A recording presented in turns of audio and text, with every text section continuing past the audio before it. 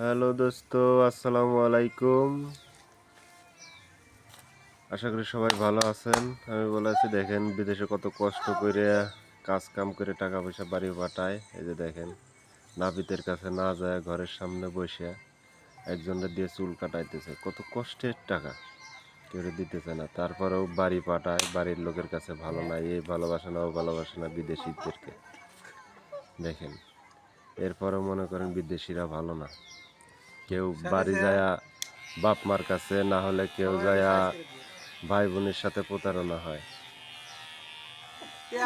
তাহলে মনে করেন কি যে এই কষ্ট করে কি লাভ। তো যদি ভিডিওটা ভালো লেগে থাকে তো চ্যানেলটাকে সাবস্ক্রাইবার করে লাইক কমেন্ট করবেন। আজকের মতো এই পর্যন্তই। আসসালামু আলাইকুম রহমতুল্লাহি ওয়া বারাকাতুহু। আরেকজন, এই যে দেখেন আরেকজন আসছে। সিরিয়ালে মনে করেন 10 টাকা লাগবে, নাপিতের কাছে গেলে 10 টাকা লাগবে।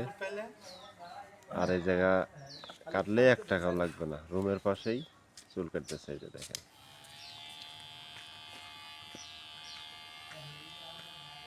কত সুন্দর করে দেখেন চুল কাটতেছে। এই দেখেন তার চুল কাটছে, দেখেন তো চুলটা কত সুন্দর হয়েছে কাটা। এই যে দেখেন, জাকির ভাই হয়েছে, এইভাবে থাক, আর কাটার কাম নাই, খুব সুন্দর দেওয়া যাইতেছে। হ্যাঁ, এরকমই থাক, ভালো হয়েছে। হ্যাঁ, হয়তো এরকমই থাক। এইটা হলো গিয়ে মালয়েশিয়ার মডেল। এই তো ঠিক আছে, হ্যাঁ এরকমই থাক, আর দেওয়ার কাম নাই।